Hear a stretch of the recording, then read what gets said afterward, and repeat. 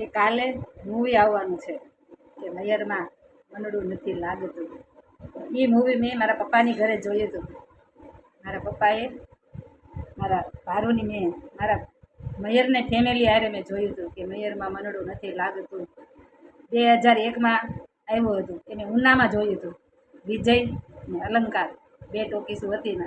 પહેલાં ટોકીસ કહેવામાં આવતી, હવે તો બધું નવું બધું અત્યારની ઓલી પ્રમાણે બધા નામ આવે છે. પહેલાં ટોકીસ કહેવામાં આવતી.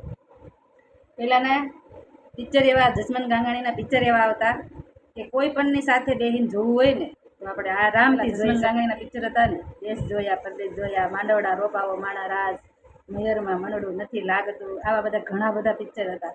મેં જોવાની મજા આવતી, એટલી મજા આવતી ને બધા આવે. એક એક શબ્દના મિલિંગ આપણને અભણ છે, હું તો ભણેલી નથી, પણ એક એક શબ્દના મિલિંગય આપણને સમજાતા કે હીરો શું કહેવા માગે છે, હિરોઈન શું કહેવા માગે છે. હવે તો કોઈનું કાંઈ સમજાતું જ નથી. ત્યારે ભણેલાય અટવાઈ જાય છે. તો અમારા જેવા તો હવે પિક્ચરમાં શું સમજે. પહેલાંના પિક્ચર એવા હતા, મારું કહેવાનું એમ છે કે પહેલાંના પિક્ચર એવા હતા જોઈએ કે એવી સ્ટોરી બનતી. એમાંય લવ સ્ટોરી આવતી, એવું નથી કે એમાં લવ સ્ટોરી ન આવતી, પણ બધા જોઈ શકે ને ફેમિલી સાથે એવી લવ સ્ટોરી આવતી. ને હવેની લવ સ્ટોરી તમે જોઈ, જે બધા જોઈએ છે નવા પિક્ચરમાં, એ લોકોને તો ખબર જ હશે કે કેવી લવ સ્ટોરી. અત્યારની લવ સ્ટોરી પ્રમાણે અત્યારના મૂવી બધા આવે છે. ને પહેલાં તો બાપની સાથે દીકરી જોઈ શકતી, કે ભાઈની સાથે દીકરી જોઈ શકતી, અને ફેમિલી સાથે બેસીને જોઈ શકતી ને એવા પિક્ચર આવતા અને એવા મૂવી આવતા.